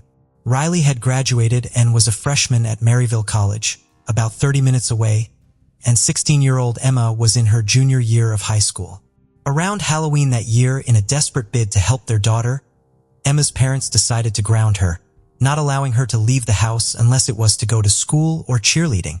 They started monitoring everywhere she went and everyone she spoke to, and to their surprise, it seemed to have the positive effect they were hoping for. Mark said she was like her old self again. She would spend time with the family, socializing and eating dinner with everyone. Emma had even texted her friend Keegan to say that she and Riley were done for good after she had seen pictures of him with other girls at college. Keegan and other friends breathed a sigh of relief. As everyone expected, Riley did not take the breakup well. Friday, November 18, 2016. Emma was allowed out to go to a gathering at a friend's house. At around 11:30 p.m., her friend Zach arrived at the house. He was met by Emma, who quickly pulled him inside. She told him she had been receiving strange text messages from a number she didn't know. One of the messages said, "Come outside alone if you don't want to see a loved one get hurt. Go to your car with your keys. If you don't comply, I will hurt them." Emma thought it was one of Riley's friends playing a strange prank on her. She texted back, threatening to call the police. This didn't deter anything, and the messages got more disturbing. Emma then got a message saying Riley had been dropped outside the house. Emma and Zach ran outside, and sure enough, they saw someone lying face down in a ditch near the house. It was Riley. When the pair reached him, he was holding his head and seemed confused. He said he had been kidnapped and didn't know how he got there. Emma was crying and told Riley they had broken up and he needed to leave her alone. Dejected, Riley walked off down the street alone. He then called his friend Noah, telling him he had been kidnapped. Noah didn't believe a word. Emma, feeling uneasy, stayed with her friends that night. The following morning, just after 10 a.m., she drove home with her friend Haley, who lived close to the Walkers. While driving, they spotted a man dressed all in black, walking around on Emma Street. Emma dropped Haley at her house and drove back home herself. Emma was going to meet her mom Jill and started getting ready inside. But the mystery man soon came back and started ringing the doorbell and banging on the door. Emma was frantic and texted her friends. She also messaged the one person she believed would come to her rescue, Riley. She said, "I hate you, but I need you right now." He replied saying he was speeding over to help her. When Riley arrived, the mystery man had disappeared. Emma's friend, Haley, knew who the man was. She said there was no doubt it was Riley. This was also confirmed when she saw his car parked nearby. She even texted Riley asking what he was doing lurking around near Emma's house, but Riley denied it was him. Jill Walker returned home looking for Emma. She found her daughter and Riley talking in the front yard. Jill reminded him he wasn't allowed to come near the house and told him to leave. Emma was visibly shaken and was worried it could have been a burglar. Wasn't convinced and knew this wasn't a coincidence. But Emma reassured Jill. She knew Riley had nothing to do with what happened. After this incident, Jill and Mark were so concerned for their daughter, they took her to work on her Sunday morning shift. They waited until she'd finished and drove back home with her. Sunday night, November 20th, 2016. Everything in the Walker household appeared quiet and calm. Emma spoke to her friend Keegan about an assignment that was due and then headed for bed around midnight. A few minutes past midnight, Riley, who was back in Maryville, asked to borrow his roommate's phone. Using this phone, he called Emma. Riley alleged that during this call, Emma had told him she had no interest in getting back together with him, and the conversation abruptly ended. After this, Riley sent her countless texts and called around 40 times, leaving numerous voicemails. Emma didn't respond, and Riley eventually stopped trying to make contact. During the night, Emma's dad woke up after hearing what sounded like someone in the house and a door slamming twice. He checked around, looking in Emma and her brother Evan's bedrooms, but he couldn't see or hear anything and nothing seemed disturbed. Thinking he'd just imagined the sounds, he went back to bed. Around 6 a.m., Jill went into Emma's room to wake her up for school. Jill said her name, but Emma didn't respond. She reached out and touched her leg, but Emma still didn't move. When Jill looked at Emma's face, she said she knew she needed to call an ambulance. Emma was pale and her lips were blue. Jill checked for a pulse, but felt nothing. 16-year-old Emma Walker was dead. Police soon arrived at the Walker house. A small amount of blood was near Emma's mouth and it looked as though she may have vomited, possibly due to ingesting something. However, police noticed a small hole in the wall of Emma's bedroom, which pointed them elsewhere. It was a bullet hole. Someone had shot Emma in the head through the wall while she was sleeping. 2 shell casings were found outside the home, and police needed to work out where the second shot was fired. Walking around the outside of the house, police eventually found the second bullet hole at approximately the same height as the first. This shot was also fired into Emma's bedroom just by her bed. The gunshots had been fired from as close as 4 or 5 feet from Emma's bedroom window between 2:30 and 3 a.m. One bullet had hit her behind her left ear, likely killing her instantly, and the second bullet had lodged in her pillow. Whoever the shooter was knew the layout of the room and knew the position Emma would be lying in. Hundreds of tributes came flooding in, including many from Emma's ex-boyfriend Riley. The candlelight vigil was held at Central High, and her fellow cheerleaders released balloons in her memory at that week's football game. When police started interviewing Emma Walker's friends and family, the same name kept coming up over and over: Riley Gall. Some of Riley's friends became concerned for his well-being after Emma's passing. They told detectives a secret Riley had shared the day after he claimed he was kidnapped. Riley said he was now fearing for his life and had taken his grandfather's gun for protection. He then showed the gun to his friend Alex. Another friend, Noah, told detectives that Riley had asked him how to remove fingerprints from a gun, claiming he was asking for his roommate. Just a day before Emma was shot, Riley's grandfather reported this very gun as stolen. Riley asked Noah and Alex if they would help him get rid of the gun in the Tennessee River, as he feared it may implicate him in some way, even though he claimed he had absolutely nothing to do with Emma's death. Detectives brought Riley in for questioning. Police talked to him for hours that day. The more Riley talked, the more holes appeared in his story. He was elusive and detached, and the way he spoke about Emma did not match with his previous words. He referred to Emma as the girl and wouldn't use her name.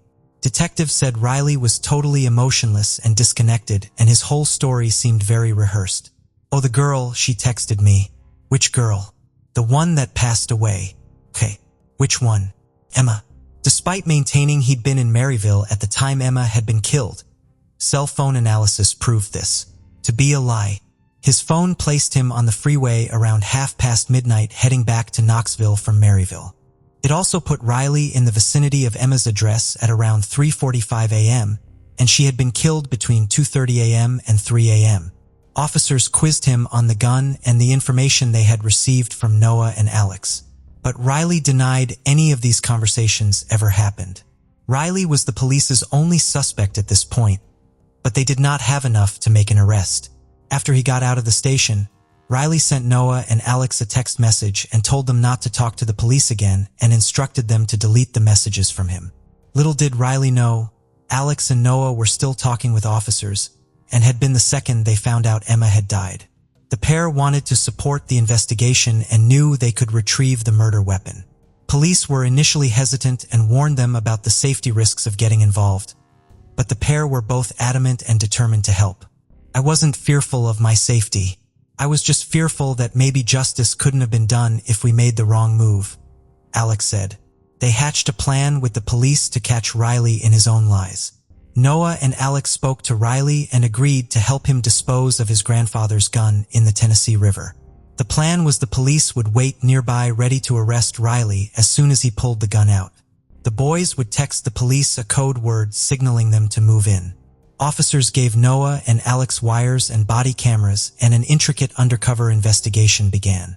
After this was filmed, the three made their way to the river with the gun that Riley had been hiding at his stepfather's house. When they got there, Riley took out the gun ready to throw it in. But thanks to Noah and Alex, the police were waiting. 48 hours after Emma had been found, her killer was in handcuffs. Riley Gall was charged with the murder of Emma Walker. In the boot of Riley's car, police found black clothing and shoes. The only conclusion they could draw was that it had definitely been Riley trying to get into Emma's house a few days earlier. The trial of Riley Gall began a year and a half later, and he pled not guilty. He chose not to testify, and his legal team called no witnesses to the stand. His team's line of attack was not to argue that he didn't fire the bullets, but to argue that it was a total accident that the bullets had killed her. They claimed he was just trying to scare Emma by shooting near her, without realizing the bullets would go through the wall. He wanted her to confide in him and ultimately resume the relationship. His lawyer said Emma saw Riley as her hero, and this was all part of his clumsy plan to pretend to save her, but it went horribly wrong when he accidentally killed her in the process. The defense asked the jury if they were to find him guilty of anything, It was reckless homicide, which carried a substantially lesser sentence. But the prosecution said everything pointed to this being an intentional act, and it stemmed from his anger at her not wanting to get back together with him. The jury found William Riley Gall guilty of the first-degree murder of Emma Walker, as well as stalking, theft, reckless endangerment, and being in possession of a firearm during a dangerous felony. In the state of Tennessee, a first-degree murder conviction carries an automatic life sentence. Riley was sentenced to life in prison with a minimum term of 51 years before he could even be considered for parole. He will be in his 70s. In May 2021, was announced that Riley Gall was seeking an acquittal based on insufficient evidence. If the acquittal was not granted, he was seeking a new trial. A motion hearing was set for June 4, 2021. However, his request was denied. Riley's attorney said he plans to appeal the ruling. Emma should have graduated in May 2018. Her family accepted her diploma for her, and her cap and gown were laid out on the chair she would have been sat in. Since her death, Emma's family and friends continue to work hard to keep her legacy alive. Her high school has a scholarship in her name. Jill said Emma's love of animals and her dreams of becoming a neonatal nurse were such big parts of her character. The Walker family has since had a dog park and a neonatal intensive care unit patient room at East Tennessee Children's Hospital named after her. Jill said that she hopes people remember Emma by channeling her energy and making sure they are always kind to others. Case of Asanta Ba. Rosario Porto and her husband, Alfonso Ba, were wealthy individuals. Rosario's father served as an influential French consul, and her mother was an art teacher. Rosario followed in his father's footsteps. She became a successful lawyer. In 1997, she was appointed French consul. She inherited this post from her father. Alfonso was a well-known journalist. He and Rosario married in 1996, and they moved to a large apartment in an upscale area of Santiago de Compostela, Spain. Rosario had lupus erythematosus, which led doctors to advise against pregnancy. They decided to adopt a child abandoned by his parents and create a loving home for him. Adoption was challenging in Spain, so when they were in their early 30s, they chose to go to China for adoption. After navigating numerous bureaucratic hurdles, they arrived at an orphanage. Rosario immediately noticed a 9-month-old girl, and within 2 weeks, they resolved all issues to officially adopt her. When returning to Spain, the child's documents named her Asanta Fangyen. This was notable since Asanta was among the first Chinese children adopted in the area. Initially, it seemed fortunate for her to join a respected and wealthy family, but unfortunately, this joy did not last long. Asanta was a highly capable girl. She excelled academically, studied multiple languages, practiced ballet, and attended music school. It seems that Rosario and Alfonso want to give her every opportunity to develop. On July 4, 2013, Rosario and her 12-year-old daughter, Asanta, went to the beach to cool off on a hot day. Asanta told a terrifying story about a man wearing a black mask and gloves who tried to strangle her the night before. The longer the girl talked, the more she lost control, and finally her mother cried. She knew about it, she was there when it happened, but for some reason she did not contact the police. On the night of September 21, 2013, at 10:30 p.m., Rosario and Alfonso were at the police station for another reason. They reported their daughter, Asanta, was missing for several hours. Then, Rosario recounted Asanta's story of the attempted attack from 2.5 months prior. This left them fearful that the attacker had returned and something terrible might have happened to their daughter. They were terrified she had been kidnapped. Alfonso was convinced she was no longer alive. They urgently pleaded with the police to take immediate action. In the early hours of September 22nd, 2 men were driving through a forest on their way back from a bar. Suddenly, the driver stopped, saying he noticed something unusual in the forest. He didn't understand what was going on, so he turned his headlights toward the forest and mentioned to his friend that he felt like someone was watching them. Despite this, he wasn't scared, likely due to the alcohol he had consumed, so he got out of the car and walked a few steps into the forest. In the light of the car's headlights, he saw something on the ground that looked like a doll. As he approached, he realized it was a girl. She was tied up, and her clothes were dirty. He checked for a pulse and found that the girl was dead. Then they quickly contacted the police. The police identified the body as Asanta, who had died just a week before her 13th birthday. While examining the area near her body, they discovered her mobile phone, which contained some disturbing photographs. There are several photos of she wrapped tightly, lying with her eyes wide open. Some forensic experts suggested her dilated pupils indicated possible drug use. Even more distressing were photos of the girl in revealing clothing with bright makeup, fishnet stockings, and posing provocatively on a couch. Her eyes remained wide open and her pupils were dilated. These photos later appeared on the internet, were widely circulated and making people angry about how a child was treated like that. Asanta's last day was described by her parents as ordinary. However, then little girl suddenly went missing and was found dead a few hours after they reported her disappearance. On that day, the girl went to visit her father, Alfonso, at his work and then hurried back home, so she not wanting to miss The Simpsons at about 7 p.m. After she returned home, Rosario, her mother, came back from work and saw her daughter in her room, where she had her books spread out on the floor for homework. Rosario didn't notice anything unusual and left to go to their country house, which was about half an hour away, to pick up bathing suits and other items for a planned beach outing the next day. Rosario returned around 9:30 p.m., and by then, Asanta was no longer in the apartment. Rosario became worried because little girl hadn't called or mentioned any plans to go out, which was unusual for her. Thinking maybe she had gone to see friends, Rosario started calling the girl's friends and Alfonso, but nobody had seen she. Rosario was the last person to see Asanta alive, making her one of the first individuals the detectives focused on, and she was questioned at the station. During her discussion with the police, Rosario recalled the incidents of July 4th, the night of the first attack. When they returned from the store that evening, Asanta closed the front door but left the key in the lock. Her mother didn't notice, and they went to bed. Around 3 a.m., Rosario was awakened by cries for help. Rosario rushed to her daughter's room and saw a large man pinning little girl to the floor, seemingly trying to strangle her. She attacked the intruder, but he was very strong and easily threw her against the wall. Fortunately, no one was harmed, and the attacker fled. Rosario described him as a strong, middle-aged man dressed in black, wearing a mask and gloves, so it is not possible to give a more detailed description. Asanta told her friend about what happened and even sent several photos showing red marks on her neck. Asanta's father, Alfonso, mentioned that little girl had struggled with depression for a long time and was taking medication prescribed by doctors. This was confirmed because Asanta talked to friends and shared her experiences.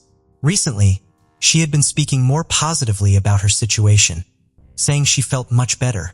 However, after Asanta was first attacked, Rosario did not investigate to find out what was happening to her daughter. She cited Asanta's fragile emotional state and said she feared contacting police would upset Asanta. This explanation was not very convincing. Over the years, Asanta had been admitted to a psychiatric hospital because she often expressed her life thoughts. Besides, she is very tired because of the overload of knowledge at school and extra classes. The nanny also said that Rosario had recently become very frustrated with Asanta as little girl was no longer meeting Rosario's expectations and her academic performance had declined. She had become somewhat of a burden, prompting Rosario to consider sending her to study in Poland. However, Rosario did not mention this to the detectives, so they decided to investigate Rosario's immediately. They were particularly interested in the country house Rosario visited on the day Asanta disappeared. As it turned out, when detectives got there, they found Asanta's body lying just 4 kilometers away. Rosario appeared surprised to see them. She was furious. She quickly headed to the second floor, clearly trying to hide something. When a detective checked a nearby trash can, he found a piece of orange rope inside, identical to the one used to tie Asanta's hands and feet. There was also a black mask and gloves. All these items were collected for examination, but unfortunately, no fingerprints or DNA were found. The investigative committee conducted several autopsies. They did not measure the body temperature immediately, fearing it might compromise the evidence. so the exact time of death couldn't be determined. However, it was estimated that Asanta was killed around 8 p.m. The cause of death was suffocation. Her mouth and nose were covered with a soft object, likely a pillow, which prevented her from breathing, leading to unconsciousness and eventually death. In addition, an autopsy determined that Asanta had taken at least 27 lorazepam pills on the day of her death, 9 times the normal amount for an adult. Hair tests revealed this was not the first occurrence. Little girl had overdoses 3 months before her death, starting when the attacker first breaks into the home. It's important to note that overdoses of this drug can cause amnesia and loss of muscle control. The drug was used to treat anxiety disorders and insomnia.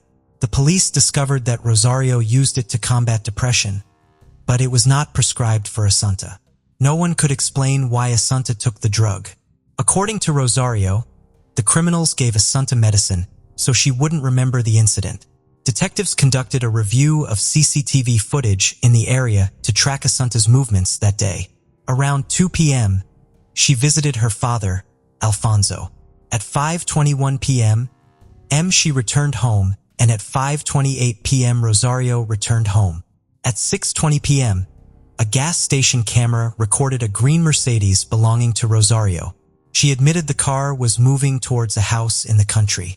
It was clear that besides the driver, there was a girl in the car identified as Asanta. They were heading in the direction where Asanta's body was later found. The new testimony completely contradicted Rosario's earlier statements, making she the primary suspect in the murder. Therefore, she was questioned again. Rosario's face showed fear and shame because she had let her adopted daughter go missing while she was responsible for taking care of the girl. Then, she offered a different version of events. According to her, they went out to get swimsuits together, but when they arrived at the country house, Asanta refused to enter with her. Asanta chose to stay in the car while Rosario took everything she needed and did some small work. However, this took longer than expected, and Asanta wanted to return home to do chores and rest. Rosario agreed and drove her daughter back. But she dropped her daughter off about a 20-minute walk from their apartment to avoid navigating the narrow streets. However, the police reviewed CCTV footage from the outskirts of Santiago, but found no evidence of Rosario taking her daughter back home. They only saw footage of Rosario leaving her country house alone around 9 p.m. Her story is full of controversial and contradictory details. She appeared to look at the detectives with arrogance, displaying coldness and showing no regret over the loss of her child. She persistently insisted that the large man in black was involved in the incident. When the police interviewed the Bot-era family's neighbors, one mentioned hearing screams at night in July when Asanta was first attacked. He also observed something unusual. Even though the attacker entered an area where dogs lived, the dogs were silent, indicating that the attacker was very familiar with them. All in all, everything seemed suspicious, making them even more suspicious that Rosario and Alfonso were involved in the murder of their adopted daughter. The police considered different theories about the first home invasion. Some thought it was fabricated by Rosario, while others suspected it was the parents' first attempt at murder. Few believed an outsider was involved. On September 24th, Rosario and Alfonso held a funeral, during which they behaved oddly, even taking a selfie in front of the coffin. Due to inconsistencies in her testimony, Rosario was arrested after the funeral. By then, detectives had discovered what might have been the motive behind the crime. Witnesses came forward with information about incident from 9 months prior to the tragedy, and this may have been the beginning of the bloody end. In January 2013, Rosario started a relationship with a realtor named Manuel Garcia, whom she hired to sell real estate. Manuel was married and made it clear he would not leave his family. He considers the relationship with Rosario to be nothing more than an affair. Rosario was fine with this, and their secret relationship continued. During this time, her relationship with her husband, Alfonso, quickly deteriorated. She finds Alfonso boring and considers him a failure who overestimates himself. She described him as insensitive, while her lover, Manuel, was the complete opposite. After Alfonso finds messages from Rosario's lover on his wife's phone, they divorced in February 2013. Rosario and her daughter Asanta continued living in the apartment. She maintained her business and visited a country house. Custody of the daughter, Asanta, was shared, and both parents have the right to see the little girl. After Asanta's parents divorced, she lived in both her father's and her mother's houses. Many observed that she was always close to her mother, while her relationship with her father was not as warm. However, her father made efforts to improve their relationship. He also repeatedly told his ex-wife Rosario that they would be forever tied together through their adopted daughter. Is it possible that because Rosario wanted to completely cut off contact with her ex-husband, so she will cause the innocent child to leave forever? It is known that earlier in the summer, Rosario had to end her relationship with her lover, Manuel. Alfonso took advantage of the opportunity, he convincing Rosario to end her relationship with Manuel in exchange for his help with their daughter while she was in the hospital. And Rosario agreed to this request. However, it was revealed that on September 21st, Rosario broke her promise. She's spending most of the day with Manuel and only returning home in the evening. This is very suspicious because soon after, Asanta was killed. During the investigation, numerous assumptions were made, including one significant point emphasized by the defense. They argued that male DNA was found on the clothes Asanta's, indicating a man's involvement. While it was considered possible that the mother was not involved in the crime, this scenario was deemed unlikely. Police have stepped up their investigation, collecting documents for analysis, focusing on identifying male DNA on Asanta's body. Several options were considered during the investigation. At first, Alfonso was suspected, but then all attention turned to Manuel. However, he had an alibi and had no motive to harm Asanta, so he was quickly dismissed as a suspect. Surprisingly, the DNA was identified as belonging to a stranger named Ramra, a Colombian citizen who lived in Madrid, about a 6-hour drive from Santiago, where the incident occurred. This may seem strange.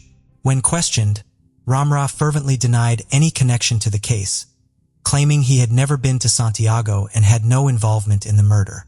Indeed, Ramra had an alibi. He was having dinner at a restaurant in Madrid with his girlfriend and was captured on CCTV footage there.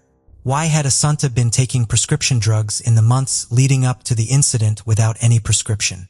Further examinations revealed that only a portion of the DNA traces found belonged to Ramra. The lab staff suggested that the match could be due to poor quality samples or contamination. There were even suggestions that someone might have intentionally tampered with the sample's DNA to mislead the investigation. At this stage, many questions remained unanswered and detectives considered even the most unlikely scenarios. Rosario and Alfonso seemed indifferent to what happened to their adopted daughter. Rosario was the last person to see Asanta alive, and the press speculated that she could have acted alone. Despite her fragile appearance, but investigators doubted she could physically manage Asanta's body. Using cell phone towers, police tried to determine the whereabouts of Rosario and Alfonso at the time of the incident. On that day, their phones were turned off. This makes the police even more suspicious of them. However, Rosario explained it was a coincidence, and their phones just run out of battery at the same time. They don't have any bad intentions. After talking to a local pharmacist, who was also a friend of Rosario's, they discovered that Rosario first contacted the pharmacist on July 5th, the day after an intruder broke into the house and attacked Asanta. After that, this drug lorazepam was purchased in large quantities by Rosario. Considering all the circumstances, the detectives decided to arrest Alfonso Becerra. Some of Asanta's teachers had noticed unusual behavior in her. One day, Asanta attended her violin lesson with her father, Alfonso, and she seemed unable to control herself. Alfonso explained that his daughter was just under the influence of allergy medication. The teachers observed that she was usually very reserved and did not share her problems. The drowsiness incident occurred repeatedly, but the parents always had excuses, typically citing her health condition. The teacher was suspicious and distrustful of the girl's parents. When the police interviewed Asanta's teacher, she described Asanta's symptoms and behavior, which matched many side effects of the medication. 2 days before the tragedy, the last suspicious incident happened. On that day, Rosario informed the teacher that her daughter couldn't attend class due to a severe reaction to prescribed medications. After hearing this, the detectives were convinced that the adoptive parents knew about the medications and attempted to poison Asanta. Although Rosario and Alfonso were divorced, but Alfonso was determined to reconcile with she. In June 2013, 3 months before the tragedy, Rosario experienced a nervous breakdown and was hospitalized. During this time, Alfonso moved back in, feeling optimistic as his wish to reunite with his family seemed to be coming true. During this period, Rosario ended her relationship with her lover. Alfonso visited her in the hospital and cared for her after her discharge. It seemed like family matters were improving, but later it was revealed that she had lied, she continuing her affair and meeting her lover on the day of the murder. Given the new information, the investigation believes that Alfonso sought revenge. Perhaps he wanted to cause Rosario more pain than he had to endure from her betrayal.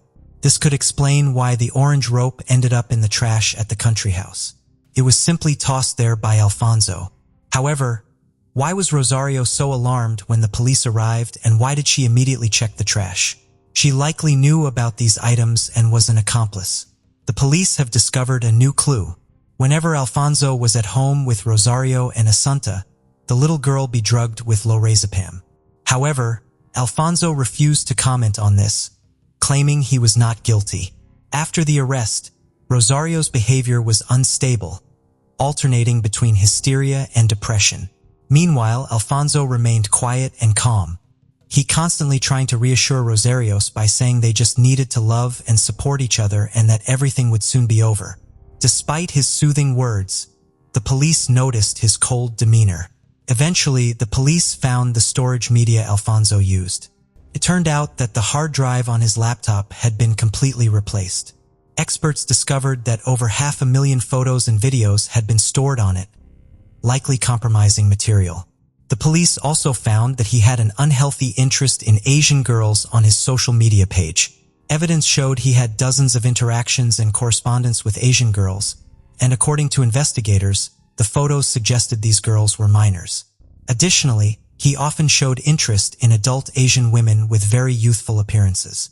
Later, a woman who owned an escort agency approached the police. She confessed that Alfonso was a regular at her establishment, always requesting only Asian women and insisting they dress as schoolgirls. Even his wife was aware of this preference. Photos of the murdered Asanta in revealing clothes made the situation even more serious. The prosecutor focused on how the seemingly calm and quiet Alfonso had cruelly treated his adopted daughter Asanta. The charges suggested that Rosario and Alfonso were criminals covering for each other, with both involved the Santa's death. What could have motivated the crime? Rosario and Alfonso refused to cooperate with the investigation and wouldn't communicate without their lawyers. Later, on their attorney's advice, they completely stopped commenting on the tragedy. Forensic psychiatrists were crucial to the investigation. They analyzed Rosario and Alfonso's behavior and identified them as narcissists with personality disorders. It appeared they adopted Asanta to present a loving family image, pressured by Rosario's parents. Sadly, Asanta became a mere pawn for them, and once she was no longer needed, they first exploited her and then decided to eliminate her. A 15-year-old acquaintance of Asanta testified for the prosecution. Although Alfonso claimed he stayed home all day until the evening on the day of the murder, this was proven false. The girls saw him around 6 p.m. near Rosario's house, a fact later confirmed by camera footage. Alfonso was captured on camera at 9 p.m. after Asanta had disappeared. These conflicting details added to the evidence against Rosario and Alfonso. The trial was highly controversial, with even the judge's conduct coming under scrutiny. Many suspected he sought fame, suspicions that were later validated when he authored a book about the case after the trial concluded. Relatives and neighbors of the Bot-era family watched for years as the foster parents tried to create the best environment for Asanta. They are financially well-off, ambitious, and have a tough personality, but those close to them noticed their devotion to Asanta. Many people still believe that the trial's outcome was a miscarriage of justice. In court, Rosario and Alfonso maintained their innocence. Alfonso remained calm and reasonable, while Rosario often cried, became hysterical. She puzzled in her testimony in justifying his behavior with the effects of the drug. Rosario's cousin testified at the trial and shared some new information. In 2011 and 2012, Rosario's parents both passed away suddenly at home. Their deaths were suspected to be under unusual circumstances. The cousin believed that Rosario was involved in the murders of her parents and daughter to inherit the entire property. However, the defense attorney rejected these claims. Rosario's mother passed away at the age of 77 and her father passed away at the age of 88. Both passed away peacefully from old age in their sleep in their beds. Although doctors found nothing unusual, their bodies, like Asanta's, were cremated, making it impossible to verify any unnatural causes of death. Meanwhile, the prosecutor contended that Rosario and Alfonso were true sociopaths. Alfonso was apparently a pedophile who drugged his daughter and chose to record these incidents. Asanta posed a threat of exposing them, leading to the decision to eliminate her. This theory was supported by numerous photographs and evidence indicating that Alfonso had an unhealthy obsession with young Asian girls. It is likely that Rosario was complicit in these activities or was at least aware of them but chose to protect Alfonso's wrongdoings. Alternatively, Rosario might have seen the girl as a burden and decided to eliminate little girl with the help of Alfonso. On October 30th, 2015, the court found Rosario and Alfonso guilty and sentenced each to 18 years in prison. After beginning their sentences, they both appealed, but their appeals were rejected. On November 18, 2020, Rosario was discovered dead in her prison cell with a belt around her neck. This was her third trial in her life. Alfonso remains imprisoned and maintains his innocence. Hikers on the Pacific Crest Trail made a grisly discovery at the Los Coyotes Indian Reservation on February 16, 1986. At the edge of the campsite, a woman's body, which was partially decomposed, was found. The San Diego County Sheriff's Office arrived on the scene right away and got to work on the investigation. While at it, the San Diego County Sheriff's Office soon got a call that would completely change the situation. A man in comparable state was discovered 14 miles away from the female victim. Both murder victims were covered up in layers of clothing and heavy jackets. Because of the striking similarities between them, investigators knew they had to identify both bodies before their killer could be found. In both of these cases, law enforcement has withheld a great deal of information. To maintain the integrity of the investigation, the cause of death of the man who was discovered 14 miles away was never disclosed. Detectives had a hard time moving either of the cases forward. There was a dearth of evidence, and what little evidence the San Diego County Sheriff's Office did possess was kept from the media. Before interest waned, the Jane Doe's murder was briefly covered by the media. Although the San Diego County Sheriff's Office was aware that there was a family out there looking for their loved one, the female victim's case would go unsolved for decades, until in 2023. The San Diego County Sheriff's Office began using genetic genealogy. The Jane Doe's hair was sent in for testing on websites like 23andMe and GEDmatch. Detectives were able to create family trees and locate relatives using this DNA analysis, census data, and other public information. After identifying the victim's family tree, all that remained for the investigators to do was to locate the missing link. Following the submission of her DNA, law enforcement quickly identified the Jane Doe as Claudette Jean Zabulski Powers. Claudette Jean would have been 24 years old when she was savagely murdered. Her life before her disappearance in the early 1980s was pieced together by detectives. She had been married with 2 kids. She and her husband relocated from their home in Michigan to Washington.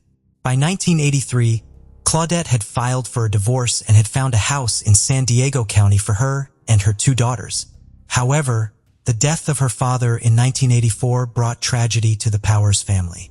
Claudette didn't take her father's death so well. She loved her father so much that, when he died, she felt lost.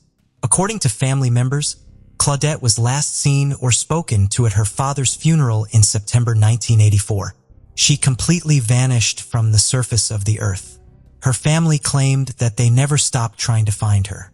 When it seemed difficult to locate her, her siblings hired a private investigator to help search for her.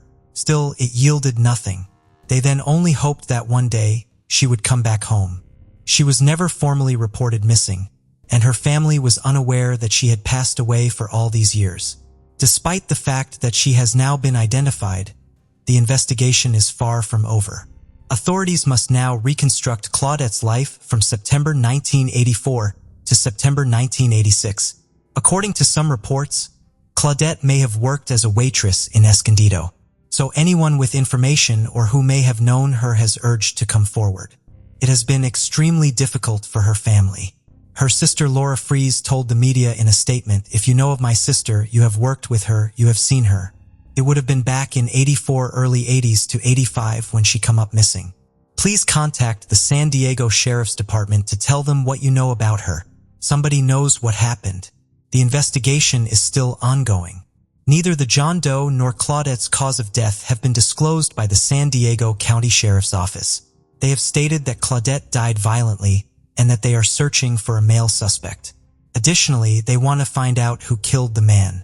They claimed that the man was about Claudette's age, in his mid-20s, and that they were both wearing thermals and other camping-appropriate attire. They had both passed away for about 2 weeks before their bodies were discovered. No other personal items or bags or purses containing camping supplies were discovered. They would have needed a vehicle to travel to the crime scene because it was far away. There are currently no Jane Doe sketches or other details that could be used to identify him. After Claudette Jean Zabalski-Power's DNA matched with Laura Fries, her youngest sister, who has been worried about her for years, Laura remembered her sister in an interview saying, "Claudette was a very devoted and thoughtful mother. She adored her children dearly. She cherished her family dearly." She further added that their mother can pass away peacefully when the time comes, knowing that her oldest child has been located. Right now, there is a $1,000 reward for any information that results in an arrest of Claudette's killer, so anyone with information is urged to call the Sheriff's Homicide Unit at 858-285-6330. In the last days of 1973, Deborah Kurb was a 17-year-old student at Fresno High School. Her friends and teachers described her as a cheerful and outstanding student. On December 31st, 1973, Deborah hosted a small get-together inside her family's residence located on the 4000 block of College Avenue in Fresno, California, while her parents were away in Pismo. To welcome the new year, Deborah Kurb and her friends, which included her boyfriend and another couple, engaged in puzzle solving while listening to music. When the clock struck midnight, signaling the start of the year 1974, the small party ended and the young host bid her friends farewell. Tragically, Deborah would only have a little glimpse of a potentially fruitful year. On January 1st, 1974, in the late afternoon, Deborah's parents came back home to find her lying dead with her own leotard wrapped around her neck. Tragedy was reported to the police. An investigation into the case was launched, and detectives started looking into persons who had last seen Deborah alive, specifically those who had attended her party hours earlier. A young man named James Arthur Blaylock, who was 17 years old at the time, was quickly suspected by authorities. James was one of the party attendants and had come along with his girlfriend to the gathering. He was said to have driven the others home when they left Deborah's residence. Authorities believed that James Blaylock might have committed the murder. They were of the opinion that he had gone back to the Kurb family home, using a spare key he had known the location of to get inside and rape and kill Deborah. Unfortunately, though, that was only a theory. There was no concrete proof to convict James for the crime. In 1974, due to a lack of supporting forensic equipment, detectives were unable to prove what they so firmly felt to be true: the fact that 17-year-old James Blaylock was a deadly killer. The Deborah Kurb's case, however, slowly became cold. Many years later, in 2006, the Fresno County Sheriff's Office reopened the investigation and attempted to run some of the biological evidence collected from the crime scene through recently developed DNA technology. This time, there was a success. James Blaylock's DNA matched the sexual assault kit. To further confirm this, Deborah Kurb's body was also exhumed in 2006 so that a DNA sample from her could be obtained. The samples were then submitted to the Serological Research Institute, a non-profit forensic lab in California that soon confirmed James Blaylock as the culprit investigators have been looking for all these years. James Blaylock, who was incarcerated at the time, was subsequently interviewed by Fresno County Sheriff's detectives Marty Rivera and Jeff Kurtzen. He denied killing Deborah and having sex with her. Blaylock soon changed his account after the detectives confronted him with a DNA match of his semen. He claimed he and Deborah had consensual sex but never killed her. The case was brought by the district attorney's office, but it had to be dropped for lack of supporting evidence. The case went cold again for another 15 years. In December 2021, Sergio Toscano, a current cold case detective and former Fresno County Sheriff's officer, revisited the Deborah Kurb's case and asked for a repeat DNA test on the leotard used to strangle Deborah. James Blaylock's DNA results were obtained again. His DNA was confirmed on the sexual assault kit and also appeared on the leotard. After this discovery, in 2023 detectives tried to get in touch with James Blaylock, but they soon learned that he had died in the hospital in 2022. He was 66 years old at the time. Blaylock had a significant criminal history over the course of his lifetime, which included violent crimes and becoming a registered sex offender. Thank you for joining us on this journey into the depths of unsolved mysteries. Cold cases not only challenge our understanding of the past, but also ignite our curiosity and determination for answers. Remember to subscribe to stay updated on our latest investigations. And if you have any information regarding the cases we've covered, don't hesitate to reach out. Together, we can shed light on the shadows of the past and bring closure to those who seek it. Until next time, stay vigilant, stay curious, and never stop seeking the truth.